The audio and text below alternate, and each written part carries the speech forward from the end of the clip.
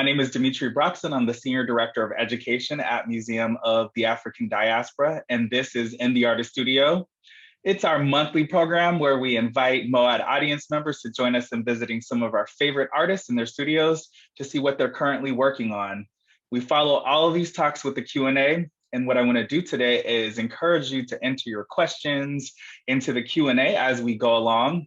You can also drop them into the chat and I will try to actually answer them in real time.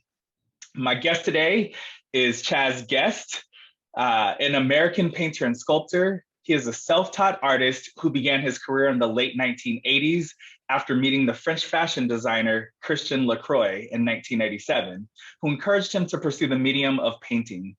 He holds a BS from Southern Connecticut State University and studied at the Fashion Institute of Technology in New York.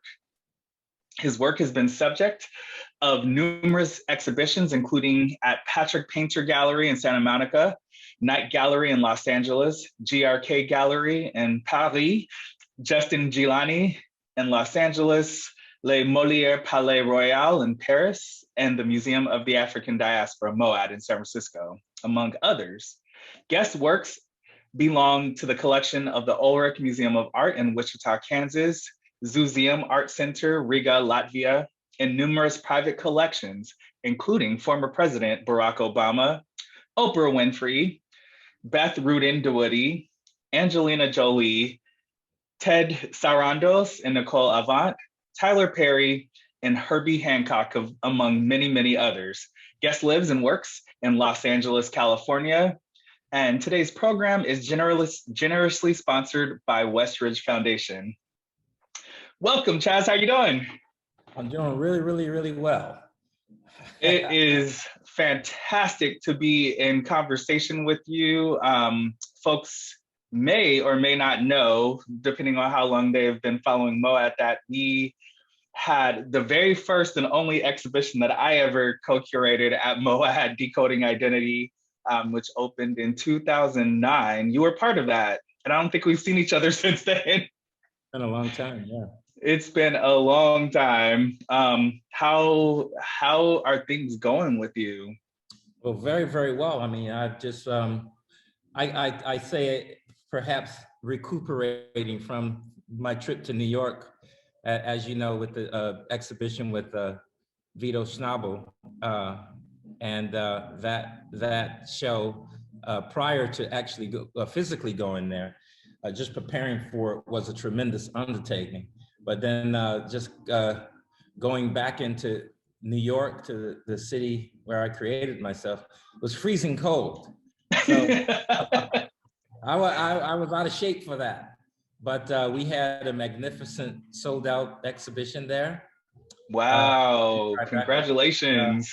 So how am I doing? I'm still in the process of gathering all of the magnificence that happened in New York City this past January, late January. So that's incredible. And I read, because you actually had so much press on this exhibition for so many different reasons, but this was your first solo exhibition in New York in over 2 decades.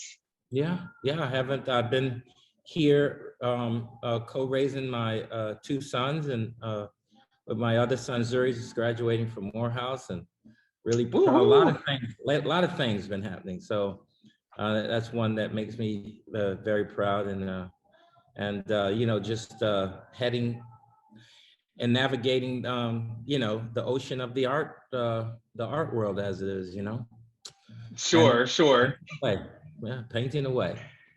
That is incredible, and I'm assuming that this is your studio that we're getting a glimpse of behind you, right? Right, this is the studio, right, for right now, you know, and I'm actually going to build one of these currently in the house I just bought, and I want to, you know, replicate this in my in the back.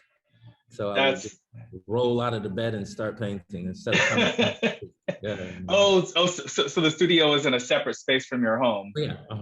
Yeah. And it's different because I've always in my life painted in the same, under the same roof with my work.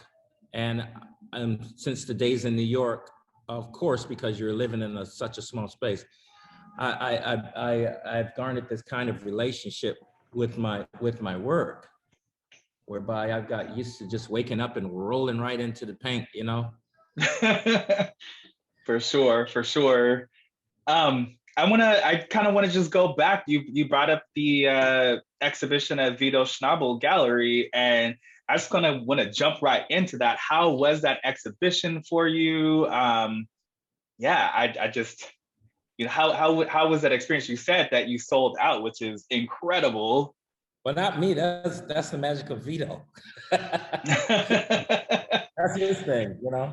But yeah, well, it was just. I mean, for me, you have to know when I started in New York in the '80s, I knew I had met Vito's father, Julian Schnabel. When was that? Exactly 10 years from the time I moved there in '86 to try to, you know, in the process of creating myself. Now it's like 1996, and I had an exhibition in Soho, and so did Julian on Green Street, and I was on Wooster in Soho. And I guess, you know, we both strolled out at the same time onto the street and just started talking. And after the show, I wound up at his place and talking about, he's showing me his paintings and talking to me, and little Vito comes out. I think it's only about 10 or 12 years old, something like that. Wow, wow. So you can just imagine how life should have it. He is, you know, he represents me in New York City now with this amazing show. So how I feel, I sort of like, he bookends my life, you know? Yeah. And just, I don't know, I can say, when one lives in their dream, this is what I've only dreamt of, is like being you know, represented so that the world can hear and see what I'm doing. That is amazing. That's amazing. Mm-hmm. This exhibition, normally I would kind of bury this and wait till later in the conversation, but I'm just so excited about it, and thank you. You sent me an interview that was conducted for you through in LA, and I just recently I watched that just before we sat down today, and can you still hear me? Sorry about that. I had the music going. I'm so used to music. Got it. Hey, I thought there was just a party going on. It's okay. Yeah, you know, this exhibition, and you know, I think it's timely that you have this buffalo sitting right behind you and a painting, but this exhibition that just came down in New York, that totally sold out. I'm like, darn, I will only be able to see these in private collections now. But you know, you painted on the monumental scale, looking at or examining the Buffalo Soldiers, which is something that you've done for quite some time right now. I think also another monumental piece of the painting is the subject. You know, the subject that you painted, that sat down for you, was none other than the amazing Michael K. Williams, who we all love, adore, miss, who was taken away from us way too soon. How was this entire experience? How did this come about? I mean, I know you are a celebrity yourself in your own way, and you run an extremely impressive circles, not even running in circles. You have friends in very high places. So, you know, I know I'm saying a lot right now. So how was this entire experience, you know, of breaking down and really, I think, expanding your work with the Buffalo Soldiers that you've been doing for a while, but then taking it to this place of sitting down with an icon as your subject? Well, yeah, that's kind of a long question, right? So I'll just say that, you know, just to put it in chronological order, you know, I started with a series of paintings that I called the Cotton Series, a place of reference, and that's been I started that in 2004, and you know, there were paintings just examining not examining, but and not even investigating. What word should I use? We're just creating our place of reference, if you will, right? And I wanted to start that with just putting these individuals who were enslaved, painting them with the dignity that they deserve, just being human. And that sort of like evolved in such an organic way. Later on in that collection, I started to actually paint them on the American flag, made of 100% cotton, bought in Georgia. So that was my own therapy, if you will, in giving them a voice and a respect for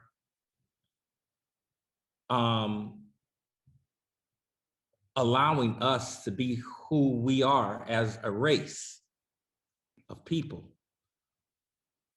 today, to give us that place of reference. And it saddens me so much and what gives me fuel and what gives me the power to be able to shed these paintings so readily, I almost feel possessed by their very spirit. And it saddens me that today's platform of entertainment is all about nigga this and nigga that. And it pains me, it saddens me that with that history, that's what it's been reduced to. And so my part is to paint them the way that they should be respected. Does that make sense? Yeah, no, it definitely does. I have a couple of those images I'll share in a bit, so folks watching have a visual reference for those. I think in looking at those paintings, you're showing their humanity. I loved how in another interview that you conducted, you said that you always start with the eyes because you want the eyes to be watching you in the process, and then also to have their presence. And I think for your paintings, that we talk about the gaze. The Black gaze is a big catchphrase right now, right, in the art world. And this is something that you've been working with all along. Your figures stare back at us, and are showing us that they are humans and they deserve that respect. And I think there's a reverence in your work through that. You're elevating them, not from their position. You're not just showing them as laborers out in the field. Oftentimes they are holding the cotton and sometimes they are picking it, but they're staring back at us with something that makes you have to stop and say, hey, this is an actual human being with their own story. They're not a slave. They are much more than that. Yeah. And so, that's pretty much what keeps me going. And, I'm old enough and, I have experienced enough growing up in these United States of America to see the delusion that has been taking place, but also with the delusion of, I have to kind of be careful the way I say this. So with the delusion that I have witnessed, I've also witnessed the ultimate devilish plan to minimize people of color. And the tragedy is for me to be at this age and see how successful that devious plan has turned out. And so this is the way that I chose to die, to spend my life on this existence, this is what I do. I make these paintings. I start with the eyes so that they can stare back at me and tell me what they want to say. I think that's pretty much why you'll find the authenticity that you talk about when you look at one of my paintings. So it's almost like I didn't paint them. This is what I'm trying to say to you, you know? And as a former stutterer, I didn't talk that much as a kid. And that's probably also added to the power in which I paint, because I know what it's like to be in total silence and, you know, take advantage of your thoughts, but also miss out on a lot of what's happening because you're not engaged in the conversations and, you know what I mean? So there's exactly. Like a blind person, their other senses are heightened.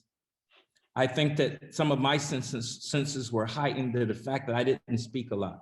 And I probably talk too much now. Making up for lost time. I love it. I love it. You know, hey, you know, and speaking so elegantly too about the work. I'm just gonna jump right in and start sharing some of these images that I have. Okay. And I would also love to, at the end, if we have time, to see what you have going on in the studio right now, if you don't mind. Quite messy in here, but you know. Hey, it's much cleaner than my space. Right. Oh my goodness. Let's see. Just let me get this all set up. I have it much, much too small for myself. Hold on one second. That painting looks familiar. I can do this. Right. So yeah, I mean, I'm starting off with this wonderful painting that I absolutely adore that is in the collection of none other than Oprah Winfrey.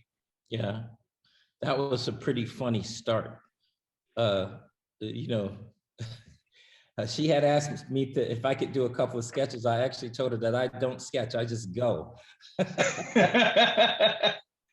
And so, you know, being who she is, she did persuade me to do some sketches. And then she said, well, then she started to kind of like take over a little bit. And I said, no, I can't do arts and crafts. You just got to let me go. And that made her laugh a little bit. So this is what I chose to do. I chose to deal with the Industrial Revolution period, where you have these children in a Southern school, and you can see the diligence in their effort to learn. And that's also painted, if you look closely, right on the cotton flag. Oh, so this is directly on the flag. That's what the lines are. Wow. Okay. To paint it directly on the cotton flag, yeah.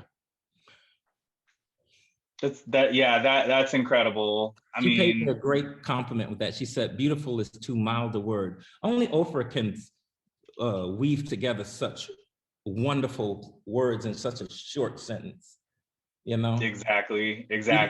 Too mild a word. That's probably one of the greatest compliments I ever had.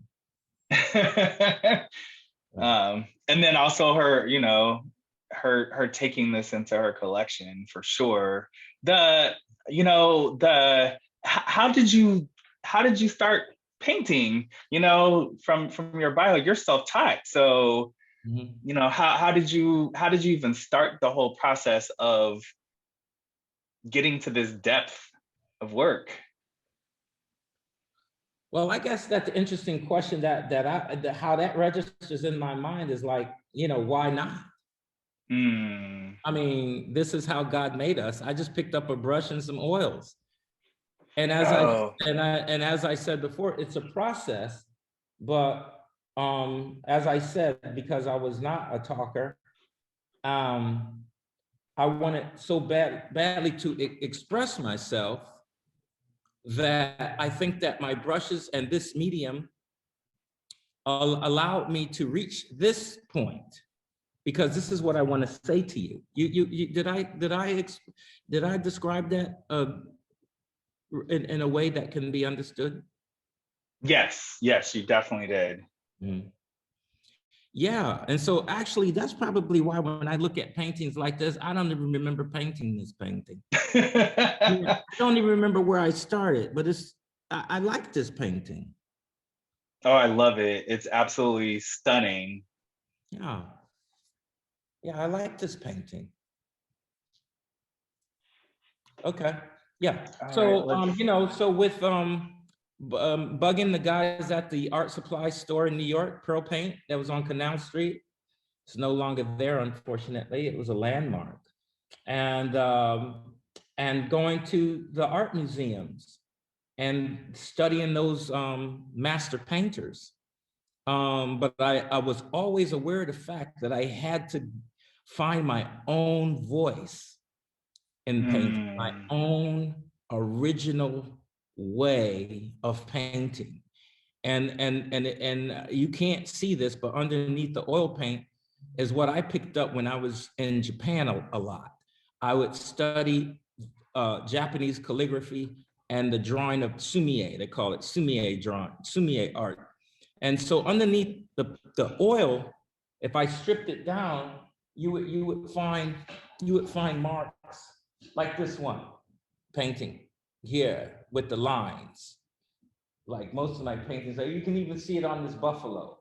So I start doing and thinking about Japanese calligraphy. I really shouldn't give my secrets, but I don't mind. That's okay. No one can copy it. Yeah, no, I think because it encompasses my life. You would have to be a clone of Chaz Guest to get some of that. Exactly. Because, they can try, but they will not succeed. They won't get that. They won't get that because I'm 60 years old. It has encompassed my entire life. Every stroke, even down to the colors that I mix. I don't think it can be duplicated. Sort of like Miles Davis's sound, you know, or like, you know, I have never seen anyone paint like Dali. Or exactly. Even someone like Romare Bearden, or Jacob Lawrence, you know, the way that he bent figures and have them slipping and sliding in such delicious angles. I don't think nobody could ever get that either, you know. So precisely. I always strive to have my own voice as a painter, you know. Yeah. So going into, sorry that I'm looking over to the side, going into the cotton, I actually have two of the images. So I wanted to show, you know, two of them. I really wanted to show the one on the left with what I was talking about, that dignity, that staring back. And it's not a staring back in defiance, which I think is so much of what we're seeing in figurative, you know, painting in the last few years, is the sense of defiance and also, you know, kind of fighting a white gaze. Your gaze almost in your figures is not even thinking about that. In my read, is that, would you? I mean, yeah, that's pretty much like my personality, and I'd like to share this with, and especially I think with the youth today, young people of color. Yeah, there's so much to be angry about. But the fact of the matter is that what is that really going to get you? So like part of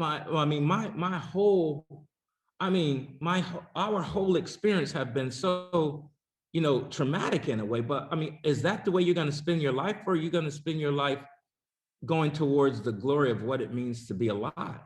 And so this is what I want these people to say as I paint them. Yeah, this was done to me, but I'm setting forth a future. I'm setting forth, as we can recognize in this painting of this man who just finished his day's work in this swerving storm coming. You see, he made a heart for his wife out of the leftover cotton. Now that's a story of love, really. And the horrific reality, he still can think about love. That's the way I live my life, and that's what I want to portray. And then perhaps in every painting that you see, and in humanity too. And I think I was quite successful at that, because people that are outside of our culture as African Americans, I have heard in my life since painting these paintings since 2004, how other cultures, be it Jewish, European, Asian, they say, oh, he reminds me of my grandfather. Wow, wow. You can't imagine what kind of compliment that is, whereby what it's saying to me personally is that I've actually exceeded a race, and I have been painting humanity itself. See, that's the gift that I really have been given, that I've been able to articulate or put forth that on canvas. And that is a great compliment. Yeah, definitely. Yeah, I think you're clearly breaking down this barrier where people are not seeing the other. They're starting to see their own reflection within the work, and that is extremely powerful. Thank you. Speaking that of painting, by the way, is in the collection of Beth DeWoody. Oh, wonderful. Wonderful. And the other piece we didn't talk about, the little boy on the flag. Yeah. That painting will be a sculpture soon. I'm going to actually do a bronze of that boy. That's in the collection of Dennis Haysbert. He's an actor here in Hollywood, and that was done quite a while ago. And I just recently repainted him on this gigantic flag. Now that's in the collection of a Mark Walter. He hasn't picked that up yet. All right, Mark, you better go get that piece, or else somebody else is gonna snatch it up. Yeah, right. But speaking of power, because we've spoken about it, but I want to show true, an image of true power. Yes, our beloved former president Barack Obama also purchased a painting from you, I understand. Yeah, well, no, that was a little bit. He didn't purchase it. It's in his collection by way of the DuSable Museum. It was actually on loan in the White House from the DuSable. Michael and Maddie Lawson here in Los Angeles, they are very huge supporters of my work, has been, and they actually introduced me on my return from Japan, one of my trips to Japan.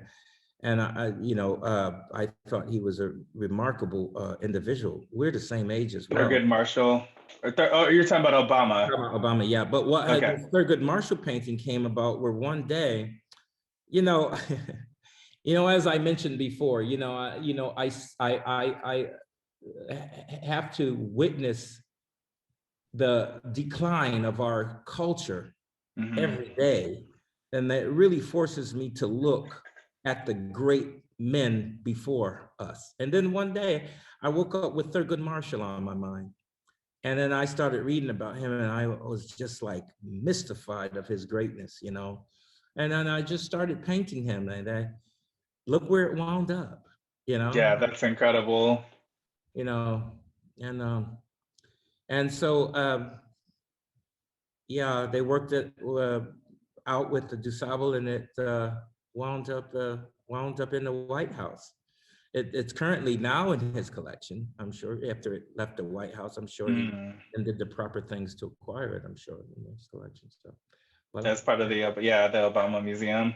Yeah, I mean, it's just this is just one of the stories of you and celebrities and big personalities. And I think that also speaks to your big personality, because I remember the first time I met you at MoAD. You radiate this aura about you that that attracts people to you, and we want to know more about you and get really interested in you as a person. For me, that's how it was as a person, and then getting into the story of your art. And so I want to show some of the pieces that we actually had in the exhibition at MoAD, of the geishas, the Black geishas, whose faces are painted, but as you start to look back, you can see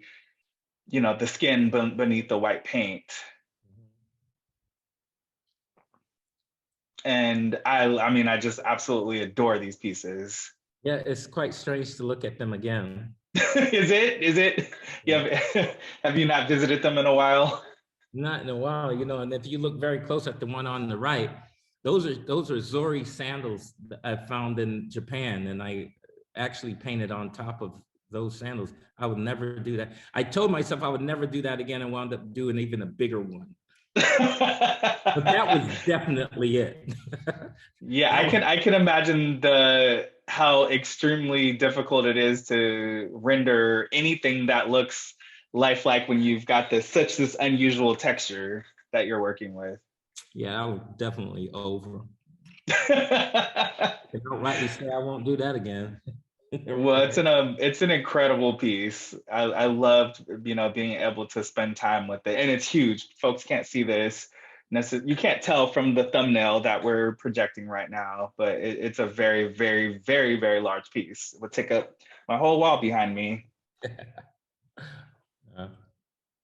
Yeah, and can you talk about this? You transitioned from the cotton pieces, or temporarily transitioned into this series. But it's all about a decade ago. It's still all about the love of culture, particularly our culture. As African Americans. One time on one of my trips to Japan, they host me so well over there. It's sort of like I would definitely move there in a heartbeat.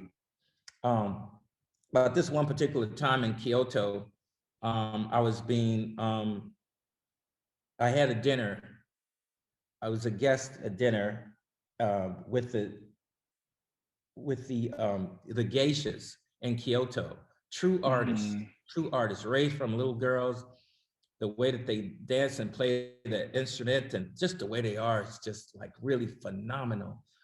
And this particular night, I really, two young, they call them Maiko-sans. So they're young geishas, were sitting side by side as me.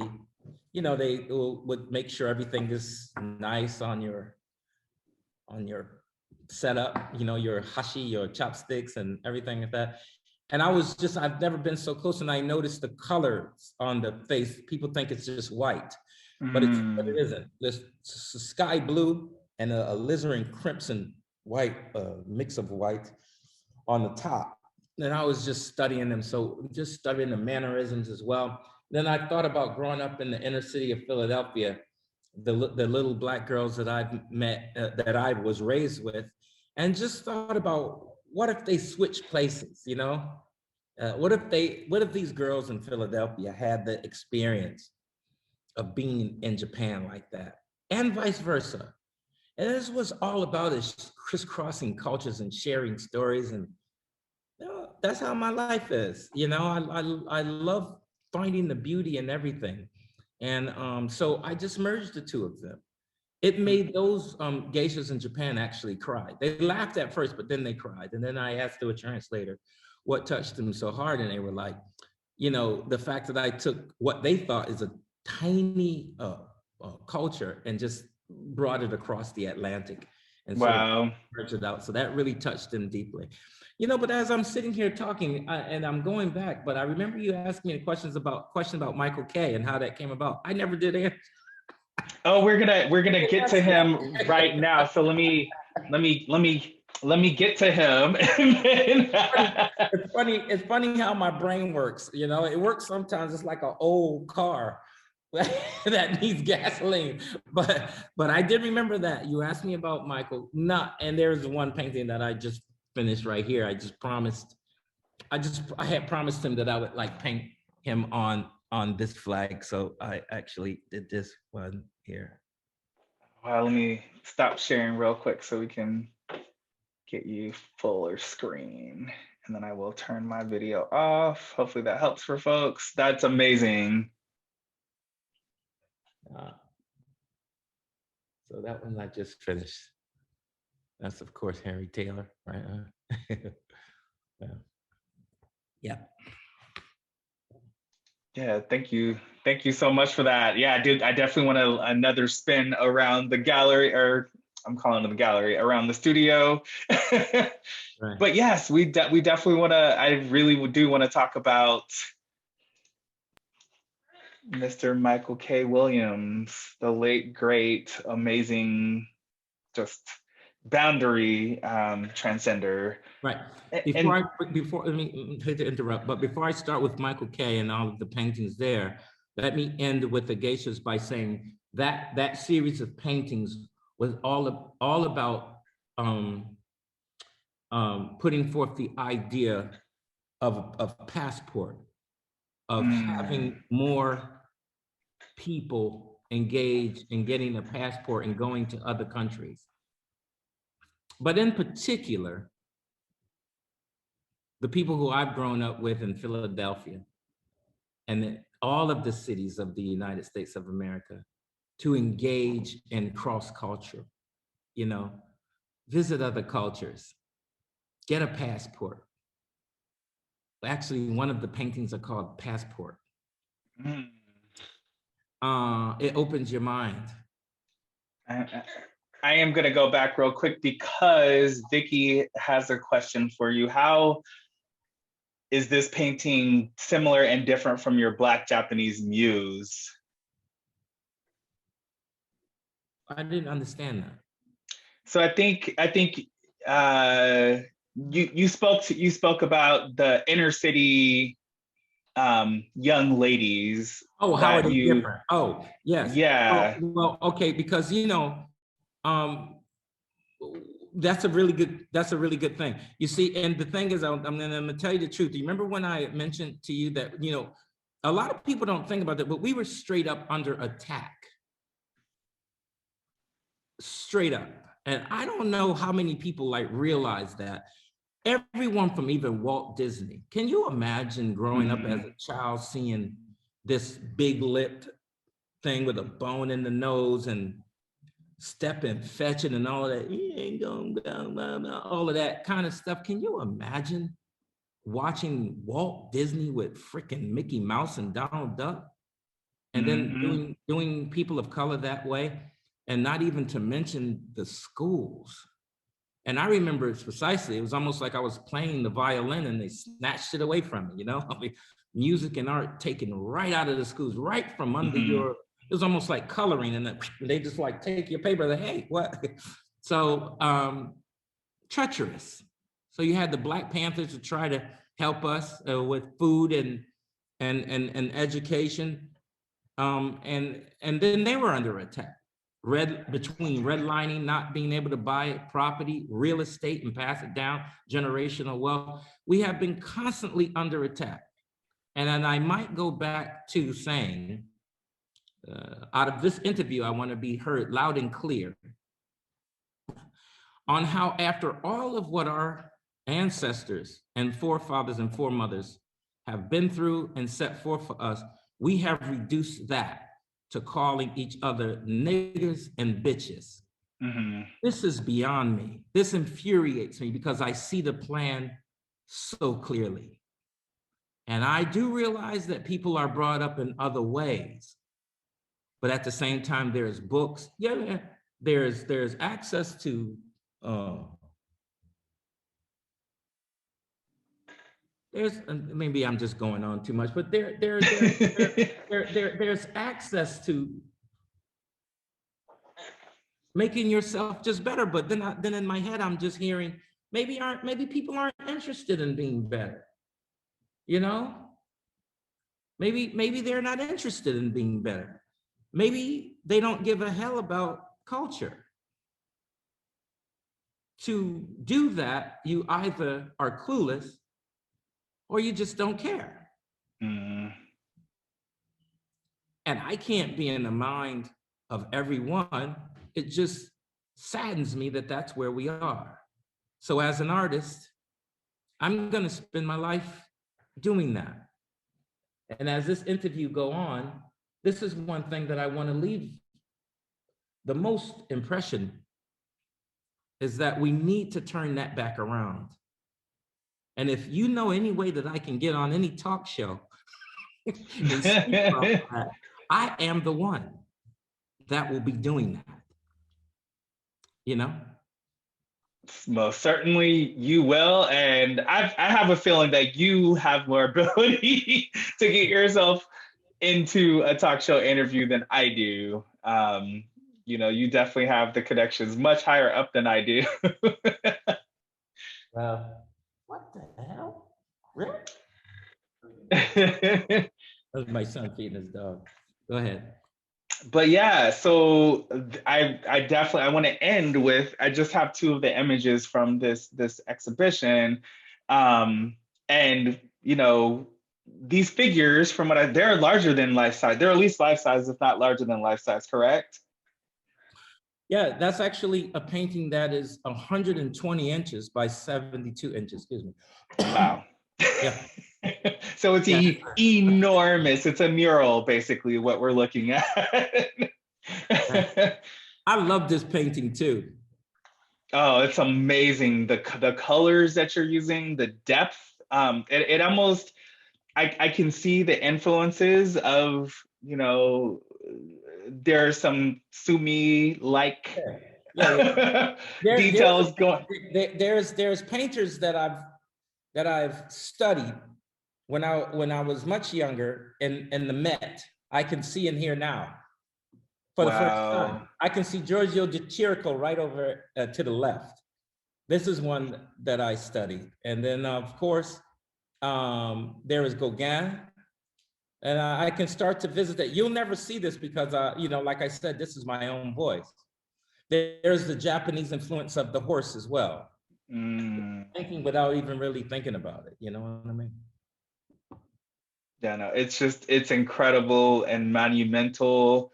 And I really want to know about this figure way in the background in the center with the hand on the head. That's the part that I really love, Dimitri. I mean, he's like, he could be doing anything. He could be exactly cigarette. He could be thinking about war plans. He could be saying, how on earth did I get myself into this? he pretty much can, I mean, he is the center besides that very present Michael K. Williams as this warrior. You know, by the way, that was his nickname. Oh, I didn't know that. Yeah, all of his friends called him Warrior. And he made sure I knew that because I was going to call him Mike. And he goes, no, I have one nickname. If it's not that, it's Michael, but it's Warrior. I said, okay. Wow. So I had this painting in mind. And when he passed away, I did finish this. And then I had promised him that I would paint on this flag. So that's why that one exists. Wow. But yeah, he came to the studio. You know, this is from the Buffalo Soldiers comes the Buffalo Warrior, and this is have been picked up to create a silver screen movie. And that's what that's incredible. Yeah, so like I wrote this whole graphic novel thing. My younger son actually asked me to create a superhero, so that's what came down from the heavens. This is, I was downloaded with this story and this image. Anyway, so Michael K comes to the studio. Coach K, Kevin Coach K Lee, who's a dear friend of mine, and Joseph who's a producer. They introduced me to Michael on FaceTime. They were over in Leimert Park. Leimert Park? That's that way, right? Okay, yeah, Larchmont. Yeah, okay, I was getting confused. They're in Leimert Park, and they put on. There's Michael in the back going, man, I gotta get this. Come on by the studio. So they all milled into the studio, and we met. So Kevin, Coach K came up with the idea, along with Joseph, to do a podcast because Michael K wanted to be in the movie because he was really touched by what he saw here. And there's one exchange that we did have. He was using the word nigger. And I just said, Michael, you know, in this studio, you can't use that word, man. That is one place. I mean, I'm sure you could probably look around and see why. But after we had a couple of changes, he actually started crying, and he said he was sorry. And that's like I said, I don't need that apology, but what you should do is go outside and really look up and say sorry to your ancestors, because those are the ones who you're insulting, really. I mean, so we hit it off on that note. And so, and we became very, very close. And one thing I'll share is that at one point, you know, we was trading so many texts back and forth, man, we were becoming very close friends very fast. He called me with his 92-year-old mother on the couch. He wanted me to meet his mother. And he was like leaning on her shoulder with the both of them on FaceTime. I really wish I snapped the FaceTime picture of that, because God, that, you know what, I can use my mind's eye and I'll paint that, because there was a picture of, you know, Martin Luther King and Malcolm X, this, you know, those old pieces of art, like from the 70s. Oh, you wouldn't know about that. You were not even born. Yeah, there was, you know, and the paneling on the wall. I mean, it like really like represented time to me when he FaceTimed. So anyway, so I just told him, I don't know where you fit in this movie, but perhaps if I start painting you, I will come across an idea. And so Coach K and Joseph thought to bring in a whole film crew, and they filmed the whole thing. And I started creating these two paintings that were featured in the New York Times and at Vito Schnabel's gallery. That's how that all came about. And these other two came about after he passed away. That was just such a surreal thing set up in my mind, beyond the sorrowful and just in disbelief, that I shed these paintings after. Yeah. I mean, you captured him. I had to pull this one. This one's also from the New York Times. There's no denying who that is.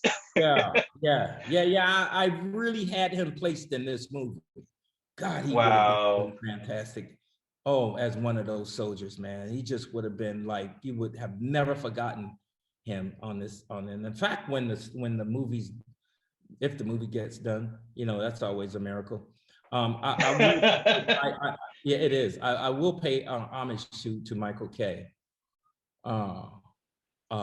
In that. And what else was I gonna say? I was gonna say that I know I'll be name dropping, but if you ask me if I care, I don't. So the fact of the matter is that Julian Schnabel saw the show, and he was so engaged in these portraits that he put Martin Scorsese on FaceTime for me to meet. Wow. Okay. We showed Martin Scorsese the show, and he had stories about Michael K too that he shared with me. So it was like fantastic, you know. You know, when you really touch something, when you exactly have Scorsese on the phone. Yeah. Wow, that is incredible. Is there any timeline for this movie where we can start looking at? I mean, I know these things take years, so. Yeah, so that's why I wouldn't say a time or anything like that, because one really, even if a movie is done, you just never know if it's gonna roll. So I'd rather not even say anything about that. I'll just wait for the universe itself to bring it to a theater near you. Because that's exactly what happened with the show with Vito. I had really to do that only just to you know, get the paintings done. Incredible. Is there anything else that you can show us in your studio while we happen to be in this space virtually? Yeah, well, you have about 6 minutes. Yep. That's actually the catchphrase to Buffalo Warrior here. Okay, so yeah, I'll show you a couple things. Come on. Hey, Zuri, you want to? Oh no, you're engaged in that, or? No, I don't want him to choke. He's feeding his dog. So, so of course, this would be Booker running through the woods. Actually, this is when he is when slavery is abolished, and now he's looking for he was running to meet the love of his life. Who is this woman after he becomes a superhero? But he's running. But he's running to find her in another plantation. But he comes across the 7 Buffalo Soldiers training in the woods. And wow. That's where he learns about who those soldiers were. And as the story unfolds that you will learn in the movie, so he's killed in the war, and he comes back. The majestic Jajo, the buffalo, gives him the power of this superhero. That is a whole story of a superhero. And so she's actually pregnant now. She provides the lineage of this superhero that will come to our current day. This is wow. Yeah. So, and this is a story. No drugs. Straight up happened like that. This is a war scene. This is where you can really. Oh, hey Zuri, can you move that? He's not gonna choke on the thing. I mean, just there's so many different styles that you have of your work. I mean, I think you do them so well. These are very, very different. So this is the that's good. You can really see the Japanese influence in this piece here. That is wild. Yeah, there's also a Marvel superhero connection going in there. There's the, I start to think of the, whenever I see Black superheroes, I also think of the Orishas. Nancy is asking to zoom in more. She wants to see some of the details. I think probably on the last one that we were looking at. Right here? Yeah, thank you. I think of, have you seen that series where the Orishas are reimagined as superheroes? Not really. I don't know if you're familiar with that one. Yeah, I don't watch a lot of things because I don't want to be influenced by them at all. That's a smart move. I'm totally ignorant to a lot of things going on. So this is wild. Most times when an artist is like, here's the one piece that I'm working on right now, you have I have like many things going on at the same exactly. time. I'm working on her. This is how I breathe. This is one of the pieces that will be shown in the at Night Gallery. Oh wow! And when is that the next show that you have coming up? Yeah, June 25th. Oh, wonderful! Night Gallery in Los Angeles, correct? That's right. All right. Where can we find out more information about this? I have no idea. I'm imagining if you have a date and it's just in a couple of months, it's probably on Night Gallery's website. Right. Do you post this stuff on your social media? Yeah, I would. Okay. So this is a piece that is the Buffalo Warrior. Wow. We can. Do you mind? I'm gonna do a Nancy question to get in. Can we get a little closer? How's that? Wow. And so he has a relationship with the buffalo, I see. The buffalo is the one who gave him the superpower. And then, not to just, it gets really, really interesting because this buffalo takes him to a star constellation called in the Sirius constellation, and that star is called Potilo. And there are 7 women that governs that star. and they're from Potolo, which the Dogon people of Africa and Mali celebrate for thousands of years. So those 7 queens give him all of his superpowers and send him back to Earth. So here's the catch. They take this little boy from the cotton fields of America, this little African American boy, but show him his true African strength. And that's what's missing from a lot of our people. There's not that connection. There's not even that connection to one's grandparents. Yeah, exactly. Well, hell, parents. How about that? So true. So would you say that your work is moving into an Afrofuturist direction, or? I have no idea. If you want to say that, that's fine. I have no idea. My goodness, look at this. I'm not that kind of like, what do you call it? I let the paintings speak for themselves. I'm not a good speaker of my paintings. I never set out the intention to do that. And then if you can get it by looking, that's what it is. You see, this is from the 40s now.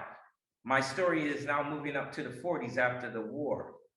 Because after World War II, for Black people, our very, very important part of our history are the soldiers that fought in World War II, because they were given, a little penny thrown their way by giving us access to education. And so after World War II, a lot of Black people were educated in college. Even I benefited from that, from my father's GI Bill. Wow. So I'm visiting, our superhero is now moving up to the 40s. Okay. And this is just a guy on the phone, but look at this one. This is quite beautiful. This is a lady from inspired by my mom, but she's from the 40s. Wow, she's gorgeous, absolutely stunning. So in a lot of this, you are, what I'm taking is that you are weaving in some of your own personal family history, and then adding some creative license within this. But it's really going back, reclaiming some of the stories, honoring some of the ancestors. But then you're not just leaving it at this, reverence for the past. You're also moving it into this new history to essentially to create this new possibility for us. Is that, would you say that was accurate? Yeah, I mean, pretty much. I mean, and I can't even begin to start to battle. I wish I was a rapper. I wish I had some of that fire. You know what I mean? But I can't even begin to compete with that. You know what I mean? But I would love for these messages to be as powerful as that. I tell you that. Maybe I could persuade one of these brilliant rappers to, be inspired by these series of paintings. Hey, you never know. You're in LA. There's some really powerful rappers there. I'll hire you as a PR person. Huh? There you go. There you go. I'll show you this here. So then you'll be able to see that. This is. Let's see, where can I go with this? This here will be. I'm going to show it to you in the proper order. See if I can stop my video, make it a little bigger. I don't know if that makes it bigger for everyone else. Hopefully it does. So what I could do is like this. So tell me if you can see that. Yes. Okay, so I'll move up really close. These are complete. I did this very fast, live, and this is one that was featured in Paris. So this tells you the story. pretty much. So that's Booker, that he just became one of the Buffalo Soldiers, but he refuses to fight, and then, you know, that's not his war. But the Native Americans don't know that, so they fill him full of arrows. Oh, geez. He runs and he falls into the grave of the sacred buffalo, Jajo. And that's where he dies. Wow. And then 3 days later, that the spirit of Jajo resurrects him. And he tells him to grab onto his horns, and he becomes our superhero. Bring it on. Yeah, I love the Kang. Yeah.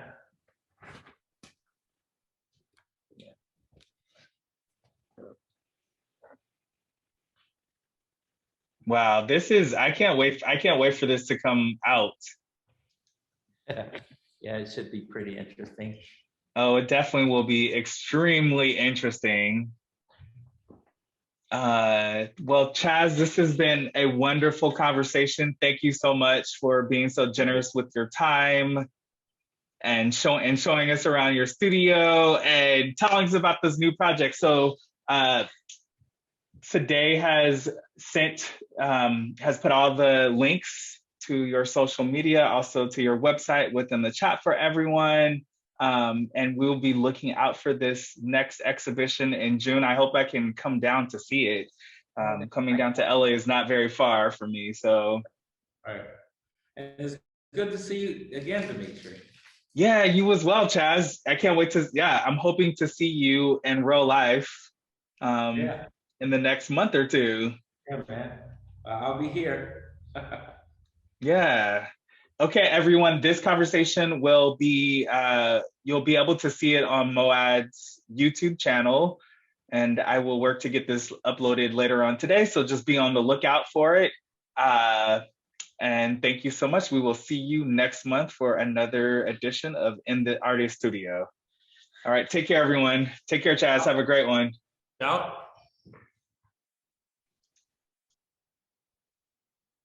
All right.